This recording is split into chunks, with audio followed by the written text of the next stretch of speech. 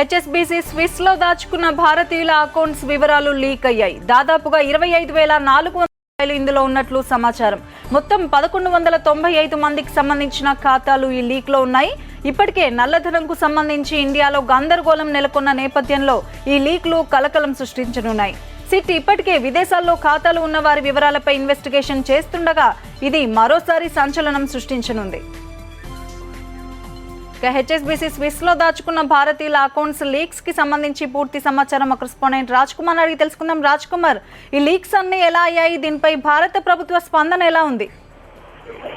మనం చూస్తున్నట్లయితే గత కొంతకాలంగా నల్లధనానికి సంబంధించి భారత బీజేపీ గవర్నమెంట్ వచ్చిన తర్వాత స్పెషల్ ఇన్వెస్టిగేషన్ టీమ్ ఒకటి ఏర్పాటు చేయడం జరిగింది. దీనికి సంబంధించి గత కొంతకాలంగా విదేశాల్లో డబ్బులు దాచుకున్నటువంటి భారతీయులకు సంబంధించినటువంటి డేటాకు సంబంధించి విదేశీ అకౌంట్లకు సంబంధించి ఈ సిట్ ఇన్వెస్టిగేషన్ టీమ్ వివిధ దేశాల ప్రతినిధులతో మాట్లాడుతుంది. ఇప్పటికే స్విస్ కి సంబంధించినటువంటి బ్యాంకులతో చాలా వరకు బ్యాంకులతో మాట్లాడడం జరిగింది. అయితే రీసెంట్ గా ఈవినింగ్ ఇండియన్ ఎక్స్ప్రెస్ హెచ్ఎస్బీసీకి సంబంధించినటువంటి దాదాపుగా 1,195 మంది భారతీయుల అకౌంట్ వివరాలను వెల్లడిస్తూ పబ్లిష్ చేయడం జరిగింది. అక్కడ ఉన్నటువంటి international consortium of investigative journalist తో పాటుగా ప్యారిస్ సంబంధించినటువంటి లీమోండే న్యూస్ పేపర్ కలిసి ఇండియన్ ఎక్స్ప్రెస్ ఈ 3 పత్రికలు కలిసి దీన్ని భారతీయులు విదేశాల్లో దాచుకున్నటువంటి ఎస్పెషల్ గా హెచ్ఎస్బీసీలో దాచుకున్నటువంటి దాదాపు 1,195 మంది భారతీయ అకౌంట్ హోల్డర్ల వివరాలను రిలీజ్ చేయడం జరిగింది. ఇందులో చూసుకున్నట్లయితే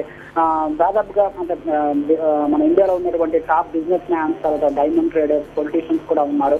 ముఖ్యంగా చెప్పుకోవాలనుకుంటే ముఖేష్ అంబానీ, అనిల్ అంబానీ, తర్వాత చార్లీ బర్మన్ డాబర్ కంపెనీకి సంబంధించి రాజన్ నందన్ ఇలాంటి వాళ్ళకి సంబంధించినటువంటి కొంతమంది కూడా ప్రముఖులు బిజినెస్ వ్యాపారస్తులు ఇందులో ఉండడం జరిగింది. తర్వాత డైమండ్ ట్రేడర్స్ సంబంధించినటువంటి చాలా వరకు కంపెనీలకు సంబంధించినటువంటి ట్రేడర్స్ దీంట్లో హెచ్ఎస్బీసీలో డబ్బులు దాచుకోవడం జరిగింది. ఇక పొలిటీషియన్లు చూసుకున్నట్లయితే ఇంతకుముందు ఉన్నటువంటి కాంగ్రెస్ ఎంపీ అనుకుంటుతో పాటుగా యూపీఏ మినిస్టర్ ప్రణీత్ కౌర్, ఇలాంటి former Maharashtra chief minister Narayan Rane, ఆయన వైఫ్ సంబంధించిన నీలం నారాయణ రాణే, వీళ్ళందరికీ సంబంధించినటువంటి అకౌంట్ భారీ స్థాయిలో ఉన్నాయి. ఇందులో దాదాపుగా 100 కోట్లకు ఒక్కొక్కరి అకౌంట్ దాదాపుగా 100 కోట్లకు పైగా డబ్బులు ఉన్నట్టుగా ఈ పత్రిక వాటికి సంబంధించిన వివరాలతో సహా వెల్లడించడం జరిగింది. ఇక ఎన్ఆర్ఐ చూసుకున్నట్లయితే స్వరాజ్ గ్రూప్ సంబంధించినటువంటి తర్వాత మనోజ్ చాబ్రియా, రాజేందర్ రుయాల్, వడపన్ సంబంధించిన రుయాలకు సంబంధించినటువంటి ఫ్యామిలీస్ కూడా ఇందులో హెచ్ఎస్బీసీలో అకౌంట్స్ ఉండడం జరిగింది. అయితే గత 2011లో దీనికి సంబంధించి స్పెషల్ ఇన్వెస్టిగేషన్ టీం ఏర్పాటు చేసినప్పుడు దాదాపుగా యూపీ బ్యాంక్ చెందినటువంటి 625 మంది ఖాతాలు